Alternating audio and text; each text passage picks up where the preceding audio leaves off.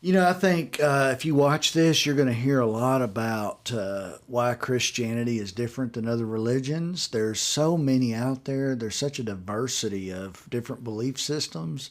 Even your Christian brothers and sisters, if you really sit down and talk to them, they're going to believe something different. And there's so many different translations of Bibles and the way people perceive them. I mean, you can read the same thing and then ask 10 different people, what'd that mean to you? And they'll all give you a different answer.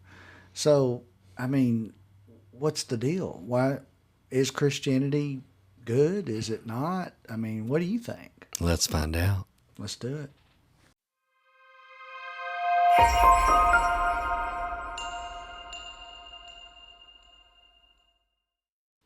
Bubba Love, it has been said, and some say, that there are many ways to God.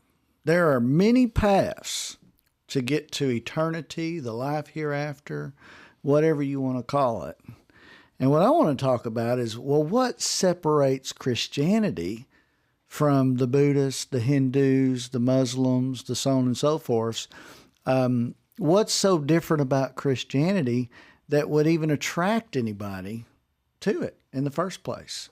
That's a great question. And there's a lot of popular religions out there, and there are millions of people that are involved in these religions or in these particular sects. As far as, there's just within inside Christianity alone, there's a number, hundreds of thousands of different belief systems, and Seems like there's a new one every day. A new one every day. People are so confused because they say, well, I don't even know. How can I be a Christian when there's so many even translations of the Bible? That's the silliest one of them all, I think, personally, because there's a lot of really good ones. But then there's all these denominations, and some say you can dress this way, dress that way. You can do this on Saturday. You can't do this on Saturday. You can celebrate this holiday, but you can't celebrate this holiday. You should celebrate this holy day, and then some's not even showing up on the radar. So it just goes on and on and on. So people are confused. I mean, can you convince somebody, hey, there's a certain way you should be as a Christian? What is it? Growing up back in the day, and they still do it now, Jehovah's Witness, they're real good about evangelism through door-to-door communication, and they still do that today. And I've often marveled at their commitment, and from what I do know about them, they keep up with their hours. They have to put in so many hours of serving. I recently heard, and I was listening recently on YouTube. I was just going through a few things, and was listening to a clip that was talking about this Chinese scholar that was given a New Testament, and he had been studying all these different religions, and even read the Quran and different other Bibles that were out there and doing some comparison. But when he read the New Testament, he approached the guy that gave it to him and said, do you know that Christianity is different from any other religion? And of course, the position the person took was, oh, yeah. He said, no. Why? Because Christianity, God himself dwells in man. No other religion. Other religions have tombs for those that had preceded their religion. They have tombs and graves, and they are memorials that they go to. But Jesus has an empty tomb, and the Spirit of God lives inside a man. That is so profound, but why we find it so interesting and why so many people struggle with Jesus being the only way today, the only way to God today, is because no one's seeing transformation in people's lives. They're not seeing the character of Jesus. They're not seeing the fruits of the Spirit. They're not seeing the heart of Heavenly Father in the lives. But what they're hearing about is, look at my gifts, or look at my commitment to serve, or my church, and the impact it's making on the community from a certain perspective, or, I look how culturally relevant my church is. Look how the size of my church, or the number of people that are coming, or look at the activities that are available to connect to. But at the end of the day, what people are looking for is something that is life-changing, that should be changing our lives forever. It should be attracting people, and it's not. And we all got to take responsibility for it and figure out what the problem is. So are you telling me that Christianity is the only religion out there where we actually have a living God living inside of us? I mean, that's incredible. What an original idea. I mean, think of that. I mean, if you believe you're serving an intelligent God, wouldn't that be the best way to come up with something? Like, I'm gonna do one up on you.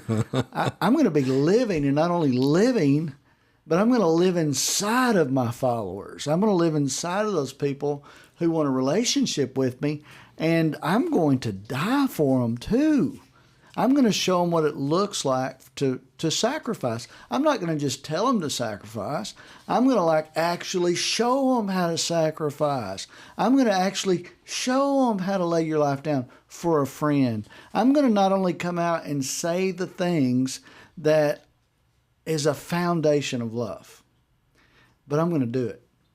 I'm going to come right out of the gate and I'm going to do it. And that's the thing, that kind of rubs me wrong about how we've portrayed Christianity, at least in from my perspective of watching people, is I would see the way people would be doing it, and I would admire them and respect them and honor them, but somehow it left me empty, because then I would see the back door and the back, behind the curtain of the way things really were in their life when the spotlight was turned off and it was just like maybe one or two people, and the language and the way they would talk and interact with people.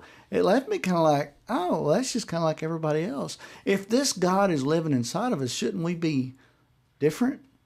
Shouldn't it? I mean, isn't it? The reason why he's in us is to empower us. I love the way John put it. He's the light of man. This living God inside of us, it's our light. It's what causes us to be different. What I have observed in the journey that we've been on, and the people that we've met with, and people asking big, really good questions about why is Christianity the answer? Why is God?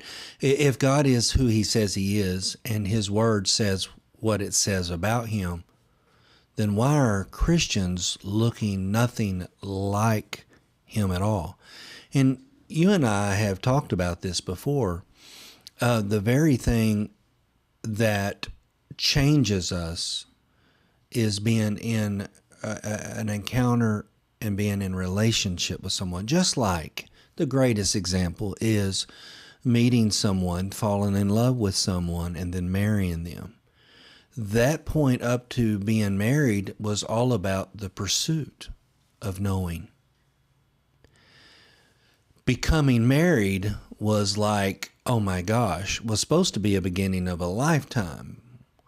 But most marriages, sometime after you get married, the daily grind of walking out a relationship can be difficult, can be demanding, and it involves learning how to prefer and get along, because loving is more than just a feeling, emotion. It's an action. You have to walk it out. It's a commitment that you make to love.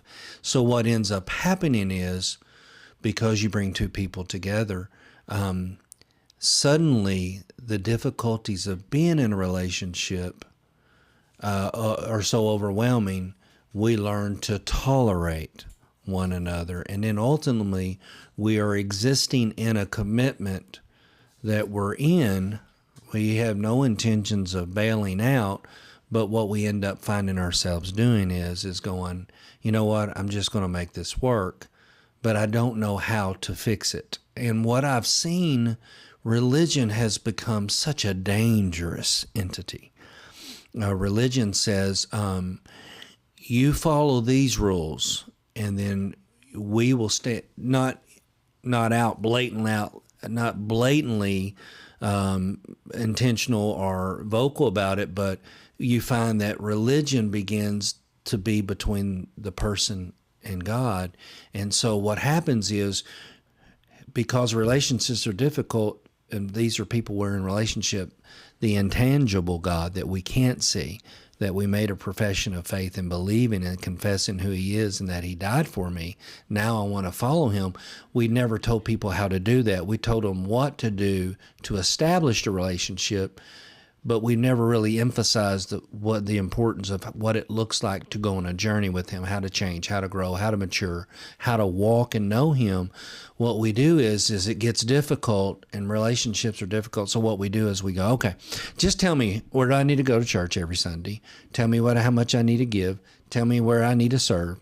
Tell me where I need to plug in at, and all these extra things. And that will be, in some respect, acceptable enough to make me believe I'm in right standing. But you couldn't do that in a marriage, but we do that every Sunday at church. And the whole purpose that you and I are working on is really introducing people beyond the serving and the outreach or whatever our schedule looks like that we've dedicated to the Lord, and say, I want to know him. I want to be in a relationship with him, because true change comes from an encounter in relationship to pursue him. He says, I only reward. I'm a rewarder for those who diligently seek me. So if you don't diligently seek him, I'm a rewarder or I'm not a rewarder. So I'm not rewarding people who don't diligently seek me. So what does that mean? Our wives still want to be pursued. Just because we're married doesn't mean we stop pursuing them. Darn. I know, James. I know. And it's not easy, because our selfishness and our selfish desires say, I'm only going to commit to the level I see commitment coming back. And following Jesus says denying yourself, which removes the expectation, and saying, I'm going to love and pursue. I'm going to, no matter what. And so that's what we're seeing. Our focus is transformation is the key to grabbing people's attention. People want to say, you have something, you're modeling something that I've never seen before. I mean, I asked a guy the other day, we were meeting for breakfast, and he said he'd been going to church for over 40 years, very involved, very committed, and had reached a place where he's not sure where he stands in his faith right now.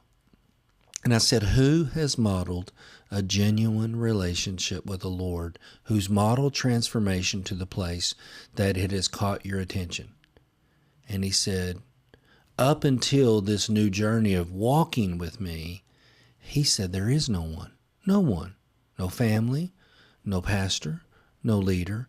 Now, don't get me wrong. He highly respects the people that are in his sphere of influence and relationships. He's got friendships a mile wide, but they're probably only an inch deep because there's no depth. And so for him, he doesn't know. He's just part of the club. Yes. And some people have accepted that instead of saying, there's got to be more. And we want people to know there is more. Yeah, I mean, the things that disturb me the most is, when you get right down to it, every generation can say the same thing, this generation is like this or this generation's like that.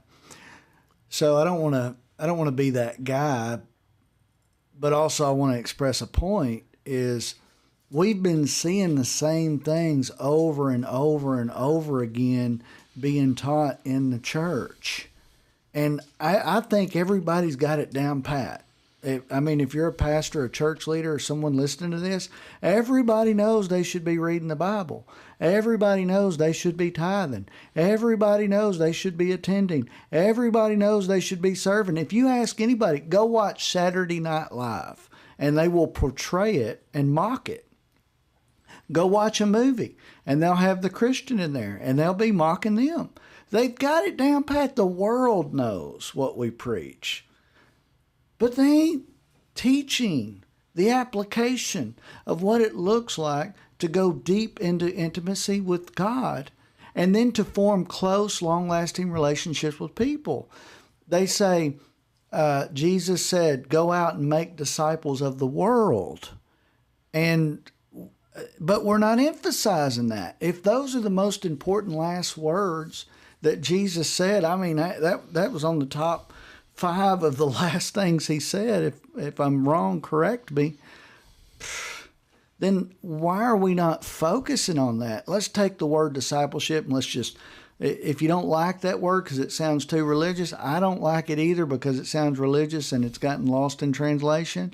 Let's just use the word love. Let's go out and love on people and let's show them what love looks like. God says he is love. He encompasses every part of love, everything that makes up love, every ingredient that makes up love. He is patient, kind, gentle, long-suffering, all these things. Self-control, that's who he is. So we've got to become a people that are doing that. The problem is it's not being taught because we're so worried about paying the bills. We're so worried about keeping the lights on. I guarantee you this. If God sent you out to pastor a church, to lead a church, to do, build something, whatever it is, it's not going to fail. If he sent it, unless you get off track and you go off on your own way and then you just withdraw from him.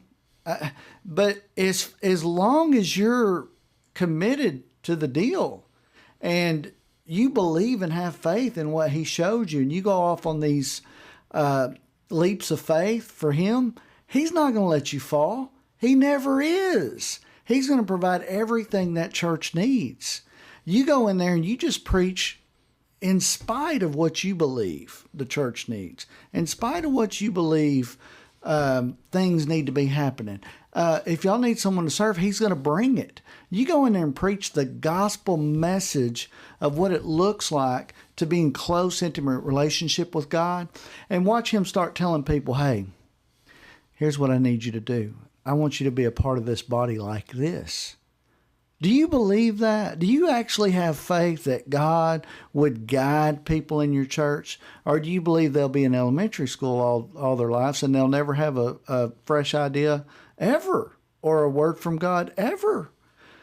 So we've got to shift gears. We've got to get to a place to where we actually believe God can work with people individually and trust them. There's no way you can carry a whole congregation. There's no way. People have seen it 1,000 times. There's some really good pastors out there, and there are several that you and I know that are seeing this for themselves.